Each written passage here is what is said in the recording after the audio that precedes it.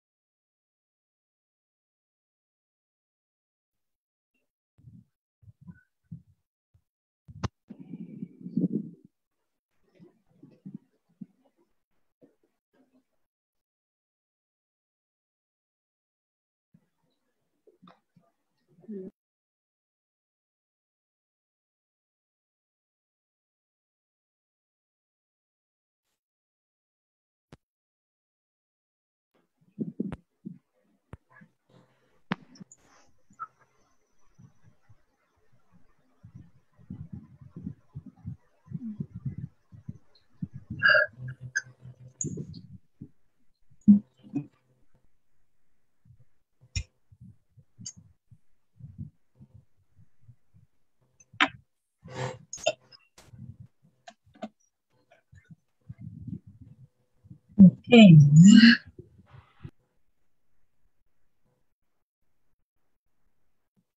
Hello. Good morning, everyone. Good morning. Excited na ba Morning. kayo? Morning po. Morning, Rax.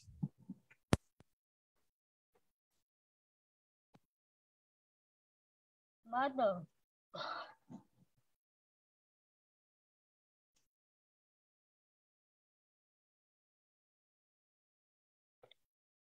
Can you hear me? Press 1. Can someone hear me? Oh. Okay, thank you, Chama. So, we have 2 winners ng typing challenge. So, nagpa-typing challenge kami, kasi, gusto namin may output na agad.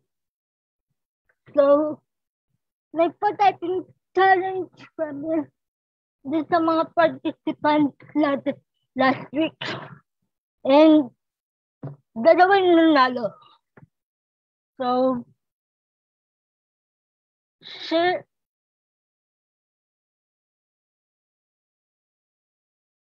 yung isa is si Sama. Congrats. And then yung isa is si Miko. Santa Maria.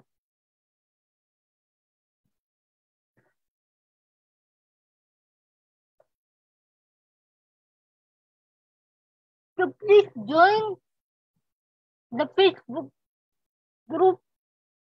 So ipopost ko dito sa chat box yung link so that you can mingle with your mentors. Then, kasi i-add ko din sila doon. So, let me introduce my mentor, my ninong sa kasal, kasi di ba ako kailangan?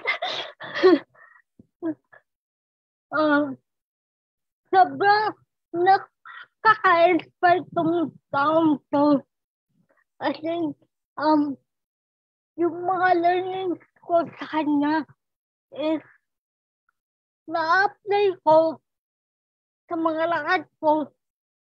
And salamat Ninong J. Balan. So, thank you din. Take it away. Thank you, Raquel. Salamat din, salamat. I'm sure naman natutuwa din naman lahat, no, with regards to this course. Actually, sobrang lakas si Raquel sa akin eh. Totoo lang dahil dapat sana magpapabaksin ako ngayon eh. Kaya lang kinancel ko dahil para dito. So, i-reschedule ko na lang ang aking vaccine. Can you hear me, guys? Can you hear me? Type 1, please. If you can hear me. Ayun. Sige, yan. Very good. Ayan, sige. Sino bang excited na sa graphic design? Lahat ba dito may gusto maging excited? Type 2 if you're excited. Iyon, madami. Okay, very good. So, ilan ba dapat sila? 40 ba? 40 ba, Raquel? 40 dapat sila. 40 po. So marami pang hindi nakakapasok, no? Yes po. Okay, sige. Pero siguro we can start na din, no? Kasi nga medyo late na din tayo. Yes po. Tapos, ayun. Okay lang, siguro hindi naman siguro binabaha na dyan sa Binyan ngayon. Medyo baha pa din. Medyo po baha. Hindi na nawawala yun eh, no? Pero anyway, at least naman, no, safe naman tayo lahat dyan. So, that's good to know naman siguro. Okay, so, sige, I would like to share my screen para masimulan na natin yung course. Okay lang ba? Guys, umpisahan natin, ha? I'll share my screen.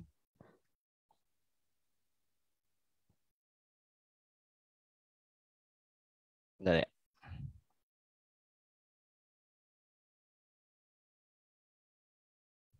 Ayan. Can you see my screen, guys?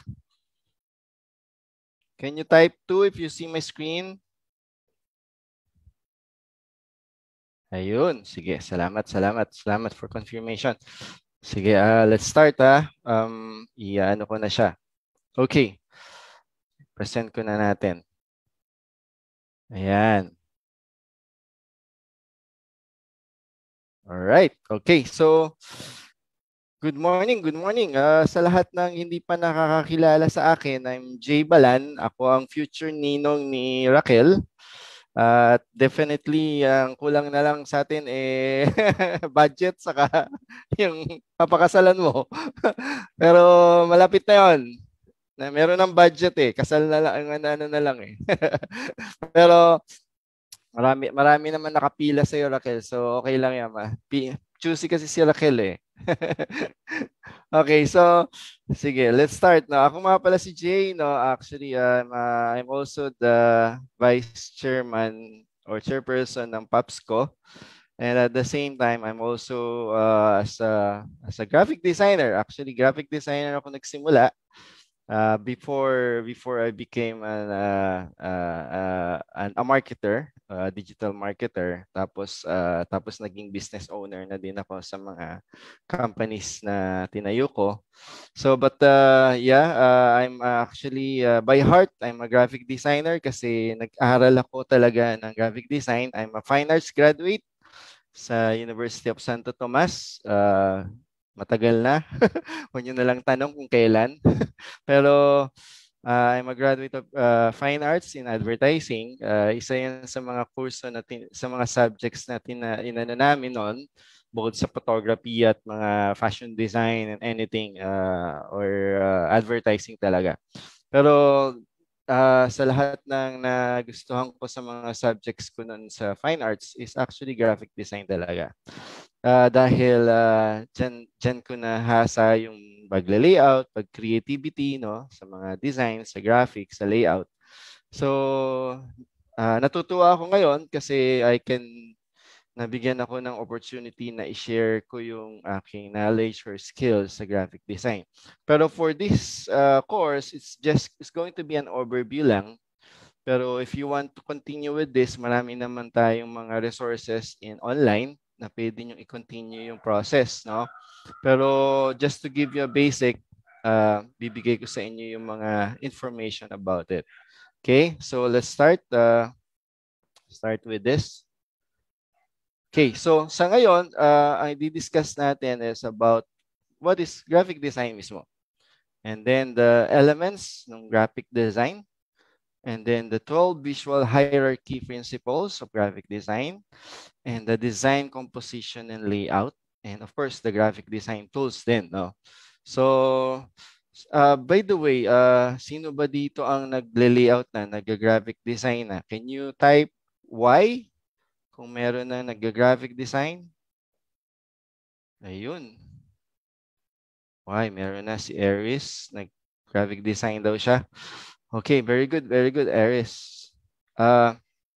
Well, sa graphic design is actually not just paggagawa ng graphics, but more on the elements mismo. I'll be discussing it further. Okay, so number one is graphic design overview. Okay, so graphic design is actually a craft. It's a craft. Parang your skills. No, where professionals create visual content. So pag sinabi mong graphic design is actually a visual content siya para mag-communicate ng messages. So sabi nga a picture can speak 1,000 words, no? So it's actually mas powerful daw ang isang graphic designer we compare to a writer. Sorry Raquel, pero mas maraming words na nasasabi si graphic design or yung mga visuals with regards to messages. Okay? So where does graphic design fit in the overall business process? Okay? So sa negosyo kasi, sa bawat negosyo, kailangan ng isang graphic designer. Hindi mawawala 'yon. Bakit? Kasi sa business strategy, there's always going to be a mission, vision, may core value siyan, may pricing, may distribution or placement, may product creation, pero may marketing dapat sa business strategy. And sa marketing, importante ang graphic design. Okay? Sa graphic design kasi, you can create digital ads, mga ads, print ads, no? Tapos social media postings and then branding din. Okay? And as well as yung mismong events or large displays. no? So with that, marami pang magagawa like yung websites, no, website graphics, display ads, everything, posters, with regards to print ads, flyers, magazine, sa social media, mga posts, cover, profile photos, and then sa branding, mga logo design, so collaterals, yung mga tags na yan, di ba? Or business cards. So, and then sa events, sa mga large displays, yung mga large banners na yan, yung mga billboards na yan, everything about graphic design, everything about arts or design is actually under graphic design. Okay? So, it's very important sa isang negosyo ang merong marunong sa graphic design. Okay? So, hindi tayo nawawala kapag merong gustong magnegosyo. Okay? So, ang graphic design is the convergence of business and creativity. So, ibig sabihin nito, merong sa business pala at sa creativity, andoon yung graphic design. Okay? What do you mean by that?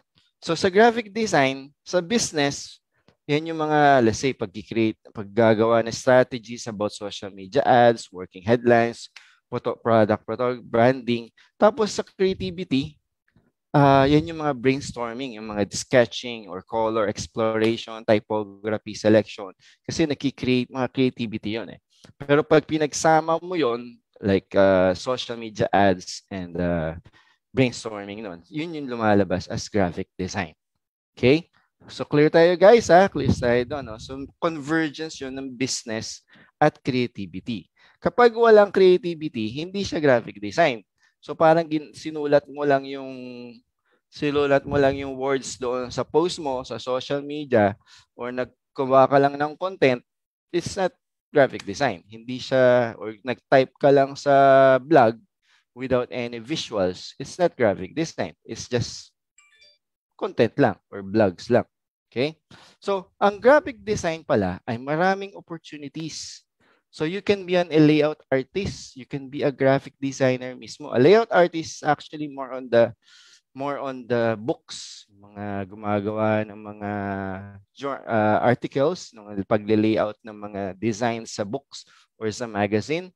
Ako actually isa sa mga naging trabaho ko 'yon when I was a younger age.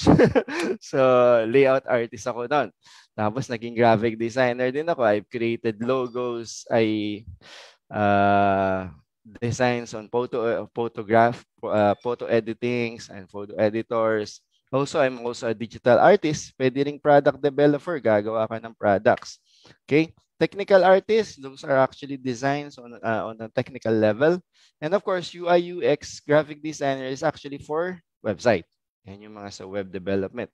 So, ikaw yung gumagawa ng itsura ng mga websites na yan. Okay?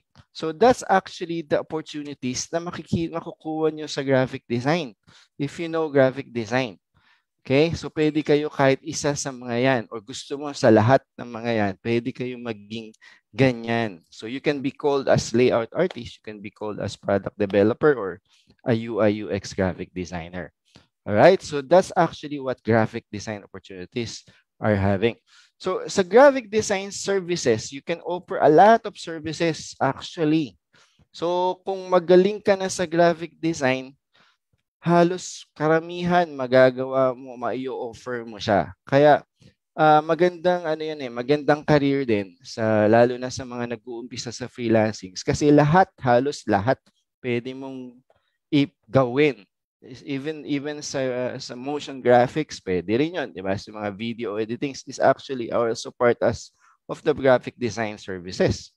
So like this one, sinuses, corporate identity, branding, packaging, printed materials, online arts, album covers, film and television titles and graphics, t-shirts, clothing design, and of course, greeting cards din. So ilan lang yan sa mga pwede nyo yung i-offer. Okay? So, pero marami pa yan. So, if you know the basic principles of graphic designs, I'm sure you can do all of this. So, yun yung ituturo natin. Okay? Questions lang guys Okay? So, sa graphic design should have a toolkit. So meron ka din dapat na toolkit if you want to be a graphic designer. Okay, syempre dapat meron kang magandang laptop kasi yung graphic design requires a lot of memory or graphics memory or what we call is a graphics card or RO or ROM or RAM. So yung mga ganun, I'm sure nadidinig niyo yun. So dapat maganda yung computer nyo din or something like that. Tapos, you also have an internet connection. Siyempre, para pag sa send nyo, dapat mabilis din. Kasi siyempre, medyo malalaki rin yung files ng mga files ng graphic designer. Okay? You also have some headset and webcam for interviews, skills, knowledge, and of course, graphic software. Okay? So, sa mga graphic design opportunities, actually, ito mga na-grab ko lang to sa Upwork. These are actually graphic designers across the world, no? Nakikita nyo dito, kung makikita nyo siya doon sa nag-aano siya ng $25 an hour. Okay? In a minimum, yun yung mga ino-offer ng mga graphic designers nowadays, $25 an hour. Okay? Ito, taga-Pakistan pa to, ha? Sa Pakistan, pababaan din ang presyo, pero with regards to graphic design, they're already charging at $25. Okay? And then this one is actually in Ukraine. So $25 din siya. Okay? So ganun kalaki kung si graphic design mag-offer ng services. As long as you prove yourself, lalaki, tataas din yung presyo ninyo. Okay? So as you can see, nasa 10,000 na yung mga ina-earn nila. Okay? Sa Upwork. Okay? Any questions about that? Number 1 natin sa graphic design? Wala naman ba? Any questions?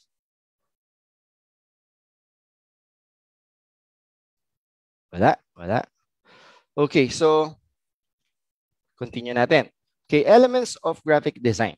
Okay? So sabi ni Eris, isa daw siyang fine arts graduate din or nag-graphic design. What do you think is what are the elements kaya na graphic design? Anyone? Meron bang nakakahula anong mga elements na kailangan ma-compose para maging isang sinasabi nating graphic design? Anyone? Guess? Wala? Sige, marami nahihiya pa ngayon. Mamaya. Color combinations daw. Sabi, yes, of course, color is actually good as well. Tama. Tama si Igalo. Alright. Tama si Igalo. Okay, sige. I'll continue. Okay, tama. So, ito yung some of the elements. No? The line, the shape, the color, texture, size, space, and value as well. Okay? So, isa-isayin natin yan. Si line, first is line. Okay, sorry. Balik tayo doon. First is line. Ayan. Lines in graphic design can be used for a wide range of purpose, stressing a word of phrases, so content, creating patterns, and more. No? So, sa pag-create sa design sa graphics, no, you need to make sure that you have some lines then. No, anything that is actually, it doesn't have to be straight, can be curving. So it can be dotted lines. As long as a line, it can actually create a stress or a connecting contour, no? Or it can be a stressing a word or phrase and connecting content, creating patterns, and more. So, ayan. So, okay. Ayan. So, another one is the shapes. So, there are actually 3 basic shapes types, no? It can be the geometric, yung mga circles, squares, triangles, those are geometric. Pwedeng natural, yung mga leaves, trees, people.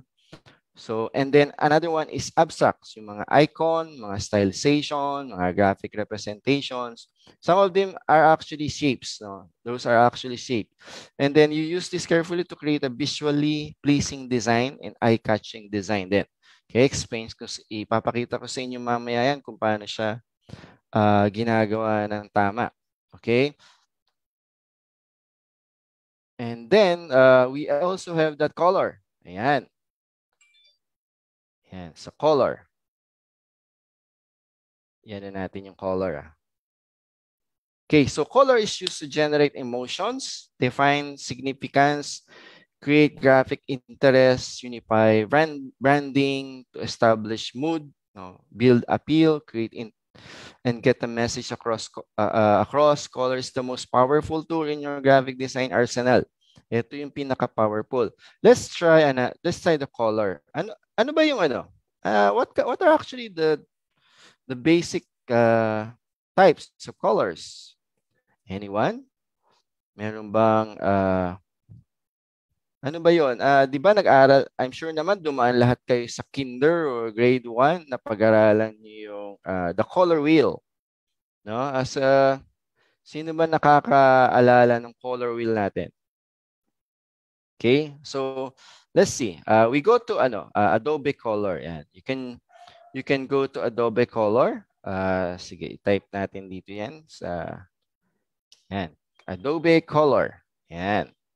Okay, so sa Adobe Color, may tinatawag na color wheel. Yan. So color wheel is something like para makita mo kung ano yung mga combinations ng colors. Like for this one. Okay? Sa color wheel, may mga analogous, which is somehow magkakaparehas, no? Or somehow on the side, magkakatabi na kulay on the color wheel. No? Okay, that's actually analogous. Monochromatic is the same color pero iba-iba yung value niya. Iba-iba yung shadings. No? Pwedeng lumaki yan, pwedeng tumaas, so pwedeng i-adjust nyo siya. Okay, so same thing with the color analogous, pwede yung paganyan yan. No? So halos pare-parehas yun ng value ng color. No? As you can see here, makikita nyo na kaagad dito yung hex code or the code representing the color, no? So pag sa graphic design, especially on the online, ang ginagamit talaga natin na color identification are actually the hex codes of the color. So ito yan. So pag halimbawa, humingi yung kliyente mo ng color, ibibigay mo yung hex code niya. Hindi mismo yung sabihin mo, green po. So hindi ganon. Okay? So ang kailangan, yung mismong hex code ang ibibigay mo na identification ng color. Okay? So same thing with this, no? Sa triad, this one is actually triad naman, nasa tatlong corners ng color wheel. So ito yung combinations naman niya. Okay? And then another one is complementary. So a complete opposite ng colors na yon. Okay? So pwede mong laruin din yan. Like this one, pwede mong laruin yan. No? So pwede mong laruin yung mga colors na yan. Okay? Tapos we also have that split complementary. So these are actually split complementary. Pwede mong i-adjust din yan to adjust yung colors na gusto mo. Another one is double split.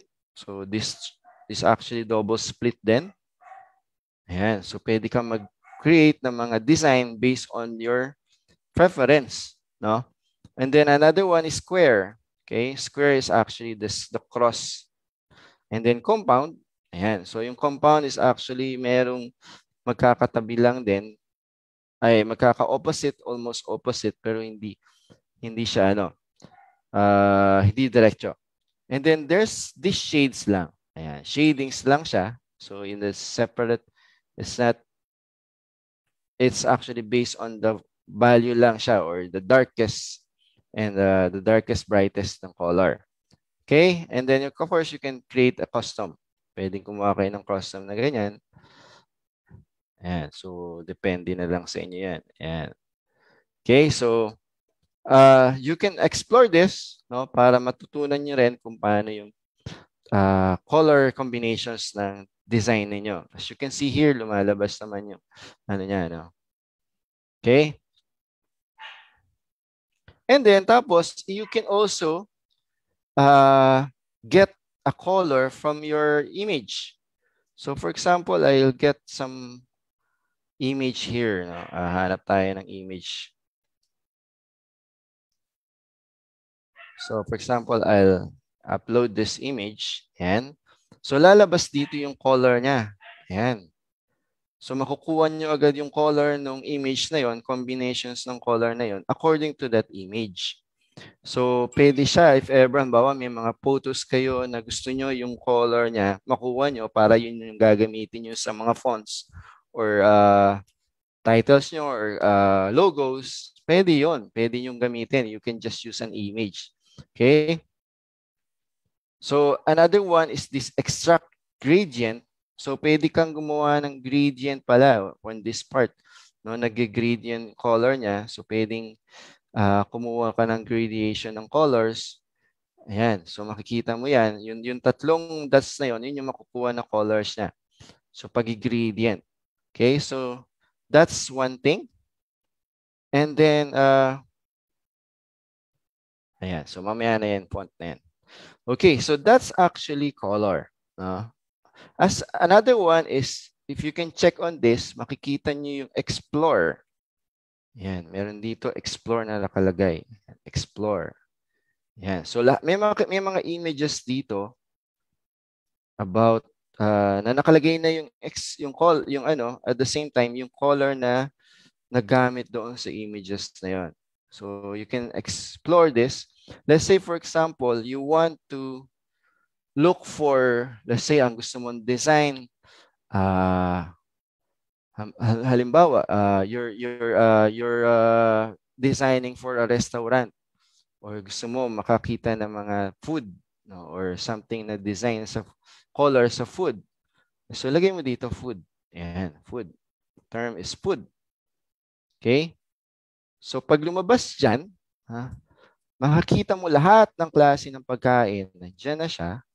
Tapos pati yung combinations ng color on that food, on those food. Ayan, for example, ito. Ayan, so ito, lalabas yung combinations ng color on that food image. Okay, something like this. No? Iba din to, food combinations din. Ngayon, this one is for pastries. No? So ayan, makikita niyo yung combinations ng color ng pastries na to, which you can also use. Okay, so no need for you guys to think ano bang magandang combination kasi you can just browse here. Ano bang pwedeng maging magandang kulay? Ayun. So, just browse it here. Hanapan nyo yung color. Tapos, ayan, makikita nyo na lahat ng color na combinations on a certain images or certain terms. Let's say, for example, gusto nyo din na, ano pa ba? Ano bang magandang sample? Cars. Ayan, cars naman. Ayan, cars or car na lang.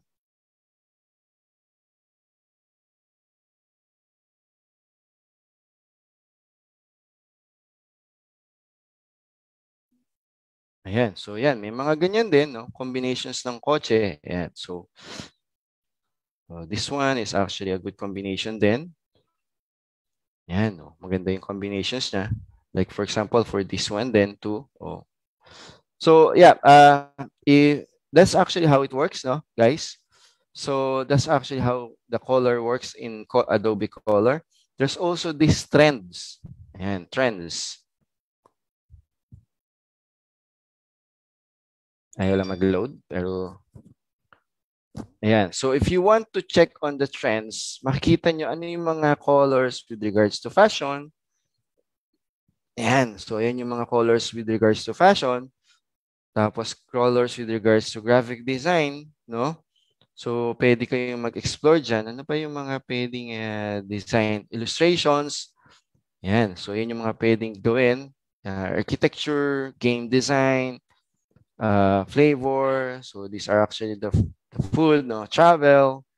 So yan yung mga pwedeng combinations about travel. So okay. So okay ba guys? Nakita niyo ba ang nakaka-excite ba? Can you type? Are you getting some good design ba? Inputs na? Can you type yes if you are improving your ideas na kung paano gumawa ng graphics, no? So, di ba, ang ganda ng Adobe Color. So, yan. Okay, so going back to our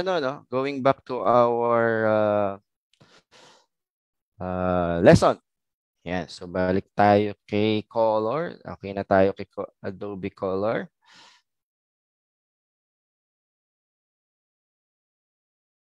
Yan. Yan. So, sa color naman, you just need to understand the warm colors and of course the cool colors now. Okay? So colors, and you also need to understand the emotions. Okay? So, ito yung mga emotions naman with regards to color. Okay? Kasi may psychological effect daw ang kulay sa tao.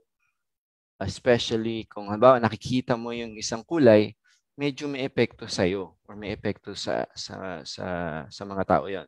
Say for example, sa red, it actually provokes excitement, strength, love, and energy. So medyo energetic daw pag nakakita ng red.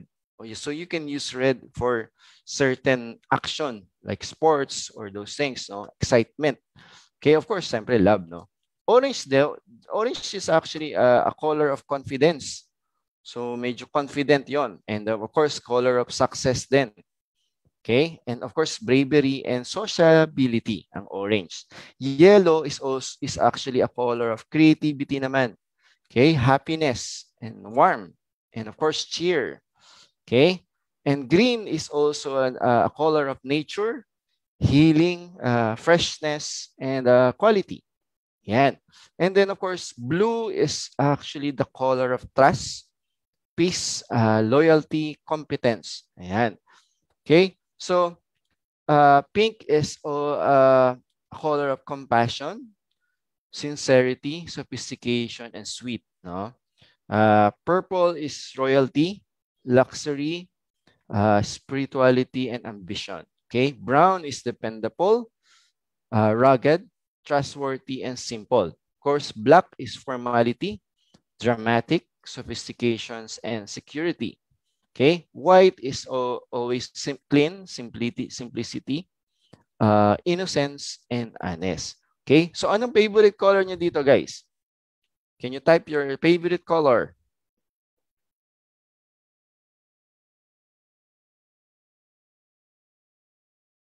Red. Dami may red. Blue. Black. Purple. Pink. Yan, pink. Pink daw, sabi ni Sha. Antonio, black. Si Raquel, pink talaga. Sweet. Now, all of the above. Wala nang basta lahat gusto mo. Purple, okay. All right, so yeah, so now you understand the emotions behind the color, guys. So if ever halimbawa gagawa kayo ng design concerning, let's say, concerning birthdays. Ano bang color ang pwede sa birthday? What do you think? Anong color ang pwede sa birthday? Ano pwedeng color sa birthday? Red. Okay, pwede. Yellow. Yeah, yellow is actually kasi happiness di ba? Yellow for happiness. Okay. Pink then? Pwede rin. Sweet. Pwede rin naman sweet. Yeah. So, it depends din naman. Depende rin naman sa design niyo. Siyempre, pero with regards to that, siyempre, di ba? Parang maganda ata ang yellow and red and orange as well. Kasi actually the three ones, the red, orange, and yellow, actually the and of course green are actually the colors of food. So nakikita nyo parang pagkain yung mga kulay na yun Okay? So tapos, actually si blue is not actually a color of food. Kasi konti lang ang mga kulay na merong blue. Okay? Of course, blueberry is actually blue. Pero hindi siya lang ata or halos konti talaga may kulay na blue. Okay? Blue daw actually ay sino ba gusto mag-diet dito, guys? Okay? Actually raw 'yon, nakakapigil daw ng pagkain ang blue. Ayan. So, nakakapigil ng pagkain ng blue. Bakit? Kasi nga, kapag nakita mo, actually, ano daw, meron dito study, no? May pwede nyo rin gamitin to, guys. Yung pwedeng kung bumili kayo ng blue na ilaw, tapos palitan nyo yung ilaw sa ref nyo ng kulay blue. Okay? So, para pag binuksan nyo yung ref nyo, kulay blue lahat ng pagkain nyo. So, hindi kayo gaganahan. Kasi daw, blue is actually a color of, pag, pag pag nag-aano ba, pag napapanis ang pagkain, ano nagiging kulay? 'Di ba blue? So nagiging ano siya, nagiging purple siya or nagiging bluish na 'yan kasi it's something na opposite siya nung freshness. It's actually blue. Okay, sa pagkain lang 'yan, guys, sa pagkain 'yon. So try niyo 'yon. Actually, meron ding isang study na if you're going to eat with the color blue na plate, hindi ka masyadong gaganahang kumain. Okay? Nandito ba si Raquel? Wala. Si Arky. Mukhang kailangan niya yun. Okay. So anyway, that's actually blue, no? Tapos black, of course, black is more on the dramatic, so yung medyo sadness. Alam niyo yung ano, yung may bridge sa London, and if possible the London Bridge as well. Yung kasi ang color niya is actually black. Black ang color ng bridge na 'yon. So yung color ng bridge na 'yon, halos maraming nagpapakamatay o nagsuicide, tumatalon sa bridge because yun nga, medyo very gloomy yung black na 'yon. So once ang ginawa ng mga engineers, pinalitan nila ng blue yung color ng bridge na yon. So nabawasan ng suicides because of that. No? Kasi nga black is actually more on the dramatic. So napalitan. So it's actually something that you can may mga ingat lang din kayo sa black, no. Especially kung joyous yung occasion tapos black ang ilalagay niyo. Hindi maganda. All right? Okay? So there's actually two types of color in graphic design, no. Actually in technical, no. So we go to technical with regards to color. Okay? So there are two types, no. Si RGB and si CMYK. Yan, magka-opposite. Okay? Si RGB is an acronym for red, green, and blue. Okay? Ito, pag minagnify mo yung screen mo sa cellphone mo or sa laptop mo, makikita mo merong red, green, and blue na light. That's actually RGB. Okay? So, everything that is actually on the digital display is actually RGB yun. Alright? So, yun yung pakatatandaan nyo, everything that is actually on the digital display is RGB or the red, green, and blue color. Okay? And then, the opposite of that is CMYK. Bakit siya opposite? Kasi yung CMYK is for printing naman. Okay? CMYK stands for cyan, cyan ink, magenta ink, yellow ink, and black ink or the key. And it's the color format used typically for printing. So si CMYK is actually a subtractive mixing and combines the color with the physical ink. So ang ano kasi ang RGB is the additive, si CMYK is the subtractive. Okay? So kapag nagbawas ng kulay sa CMYK, humihina o nagiging puti, di ba? Okay? Kuha nyo, guys, no? Si RGB naman, kapag nagdagdag ka ng dagdag sa kulay, nagiging puti din. Okay? So nakita nyo dito, so lahat na ng kulay dito nagiging white. So pero to pag binawasan nyo lahat yan, nagiging puti. So ibig sabihin, pag nag-subtract ka ng mga colors, it's actually CMYK. Okay? Kasi ink yun ink yung tinabawas nyo. Unlike sa binabawas nyo yung nagiging puti siya. Kasi nga, pag sa si RGB, pag nag-add ka na nag-add, puti siya. Okay? Okay? So RGB and what you see on the screen is something like this. Sa RGB, and how it will be print, ganito siya. Okay? So si RGB mas vibrant yung color niya. Kasi nga it's actually about light eh. Ilaw eh. Ilaw yung makikita mo it's actually lang siya, multiple millions of lights lang yung makikita mo. So parang optical illusion lang siya na pag nag-combine siya, nagiging image siya or nagiging ibang kulay. That's actually RGB. With regards to CMYK naman, so yun yung piniprint talaga, yung ink talaga siya. So kailangan, you have to make sure na pag nag-print siya, halos dapat magmamatch siya dun sa color sa CMYK. So RGB and CMYK, dapat meron kayong way para mag-match yung color. There's what we call calibration or color calibration.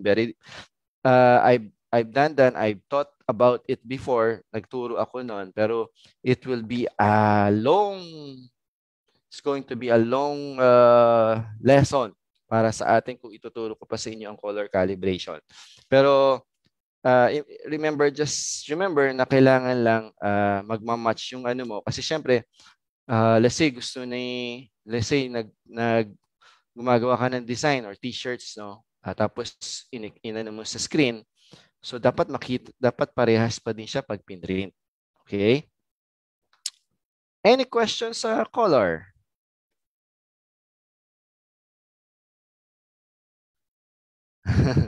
Oo nga, Raquel. Anyway, so now we go to texture naman. Okay, texture naman relates to the surface of an object. So where it creates an illusion na medyo na that it's not flat or smooth. So ibig sabihin, ng mga ganyan nakakita kayo is actually textured. No, can be taken from a form of layers or a progression of text, lines, or shape which can be applied in the form of patterns to the choice of printable surface. Okay? So those are actually texture. Parang magaspang, no? O parang like this one, para siyang magaspang. No? And then, of course, size. In graphic design, size is used to convey importance. Okay? Attract attention, and create contrast. As you can see here, no? This is actually the first thing that you will see. No? Ito muna, yung pinakamalaki kasi yung pinakabinigyan natin ng importance. And then sumunod na lang yung maliit na yon. Okay? So this actually sizing or it creates contrast pag minatch mo yung mga sizing, small, large, and then siguro combinations. Hindi pare-parehas ang kulay or hindi pare-parehas yung size niya. Especially if you want to provide importance or convey importance on a certain title or certain text, no? So that's actually how size, no, works in graphic design. Okay? Space naman is a vital part of any good graphic design, no? So space is the area around the elements in a design. It can be used to separate or group information, or use it effectively to give the eye a rest. So define importance and lead the eye to where you want it to travel. So for example, ano siya, parang sa space kasi it breathes the design. Parang humihinga yung design mo kapag mayroong space. Like for example, for this one, hindi siya tama kasi parang ang sikip dito, parang ang hirap huminga. Alam mo yun, parang hindi tama eh. Parang gano'n. No? Compared to this one, so meron siyang spacing between the title and that circle. Okay? The spacing. Okay? Another one is dito naman sa fonts or sa space between text. Or so makikita nyo dito, parang ang sikip, ang hirap basahin. So dapat meron din parang mga spaces between. So dapat sa graphic design, you must remember that kailangan aware kayo doon sa mga spaces between elements para magmukha siyang maganda. So kailangan i-adjust niyo yung mga spaces na din ninyo. Okay? Same thing with this one, no? Yung spaces between this, much better kung ganito yung spaces niya kaysa this one. Kasi parang hindi nagpapantay, especially this one din, hindi magpantay. Okay? Okay, so there's this what we call active and passive white spaces. No? Yung white spaces doesn't have to be white, no? Basta spaces, we called it white space, no? In graphic design. Okay, so active white space refers to the space in the design laid out intentionally para makapag-focus ka dun sa gusto mong i-focus na design. So nilalagyan ng space para merong focus doon sa design na yon. So intentional yung lagay ng white space na yon or spaces. Hindi natin pinalaki to kasi masyado na siyang bulaga. O sabi nga, kaya nilagyan natin ng konting space para medyo humihinga yung design mo. Okay, and another one is passive, no? More organic to, increase yung readability naman siya. When we call yung white space between the lines or the text are actually passive. So para ma-increase yung readability and comprehension ng design. So that's actually active and passive white spaces. Okay? Any questions? Wala pa din. Okay, so okay ba tayo sa white spaces, guys, ha? So we'll continue. And then this one is actually value. Ayan. So importante rin to. Value is how light or dark an area looks in a design. It is everything from the darkest of blacks to the brightest of whites. So if you use correctly, it will create a depth contrast. May contrast din siya. Okay? Nagkakaroon ng contrast with regards to your design. Okay? So parang kailangan mo yung background mo can be white, can be lighter, tapos yung title mo pwedeng darker para may contrast siya, or can be yung background mo is actually darker, tapos yung title mo is actually lighter or white lang para may contrast siya. That's actually value din. Okay? Especially sa design din, ganun. Okay? Another one is of course type or font or typography. Ayan. So, this one is actually exciting din, yung typography. Okay? So, pwedeng gumawa kayo ng font na sarili nyo mismo. Pwedeng gumawa kayo ng design na font na sarili nyo mismo or create, maybe you can just choose a font that you like. Pero, importante yon to make sure yung font nyo ay appropriate siya doon sa subject. 'Di ba? So, appropriate siya doon sa subject o yung sa mismong layout ng design. Hindi pa pwede na yung font mo hindi siya appropriate o hindi siya legible. Okay? There's actually a types of fonts. Anyone, meron ba dito nakakaalam kung anong klase ng mga fonts? Ayan, ayan muna natin to.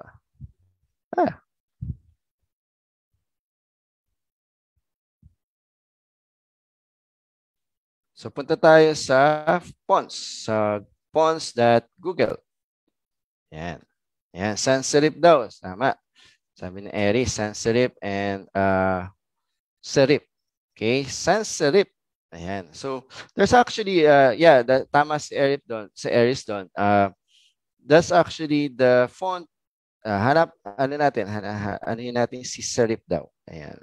Puntahan muna natin si serif. Ay.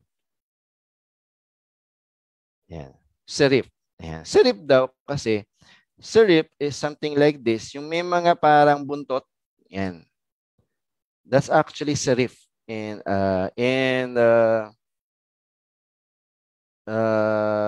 French, I think. French or Italian. So, serif, no?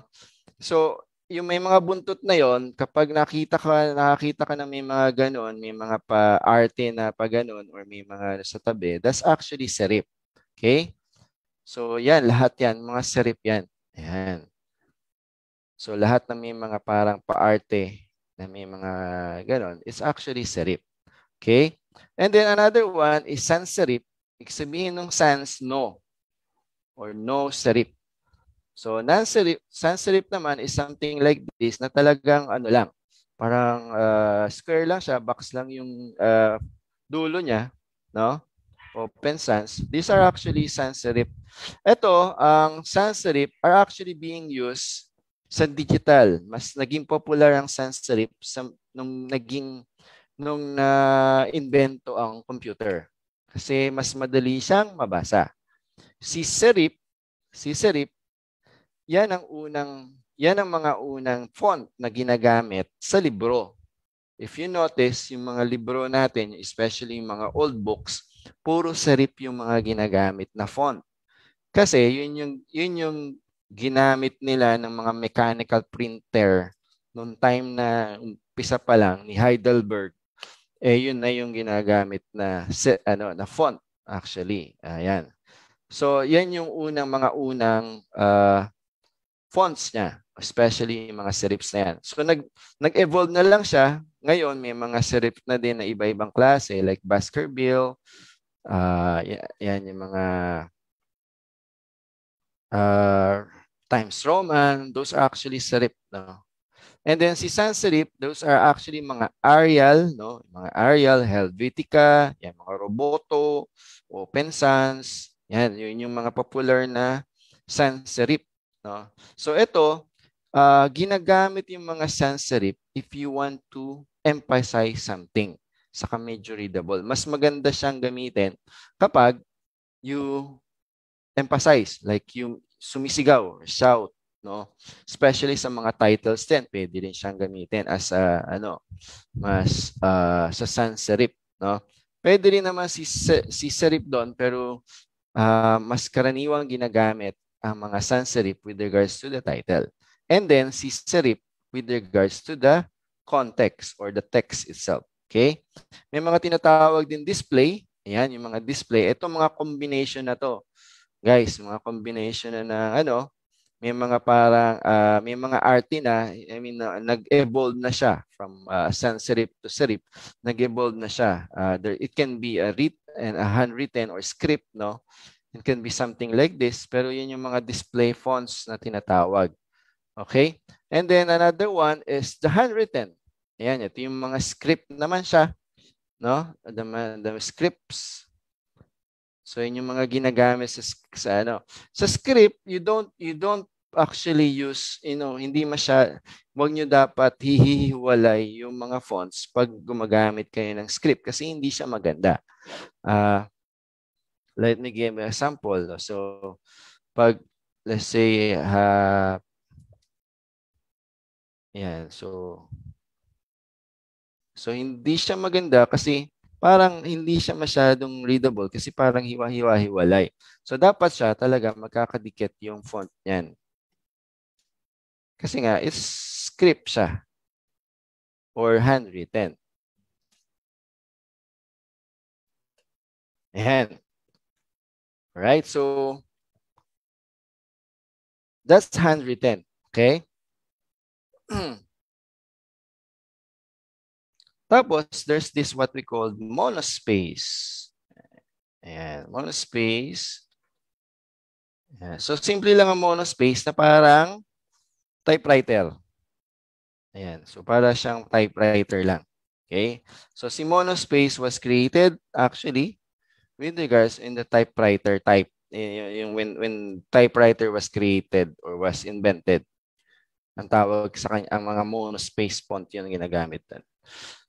Okay, so that's actually fonts or typography. So pwede kayong kumuha ng mga styles ng font dito. Actually, free naman yung Google Fonts, no? You can use it anywhere. No, you can actually download it, no, as well.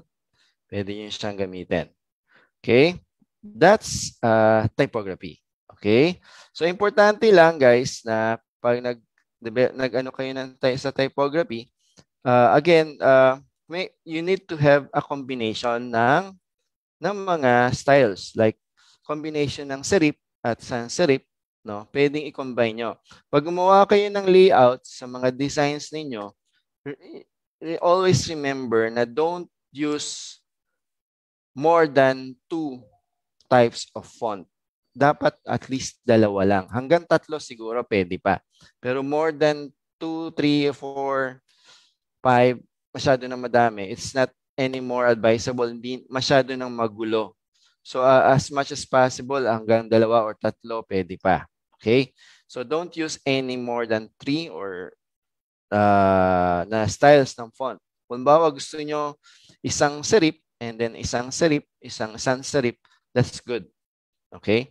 So pero not more than 2 or 3. Okay?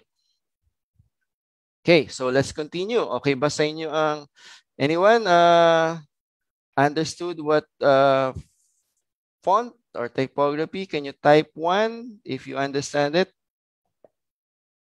Ayun, galing. Thank you. And then, are you enjoying it ba? Naliwanagan ba nyo? Can you type 2 ba if you're enjoying it? Yay! Salamat guys sa pagsasagot. Okay, so let's continue. 11 o'clock na. Mukhang napapasarap ako sa kwento. Okay, so anatomy. Ayan. So sa typography, may tinatawag tayo na dapat.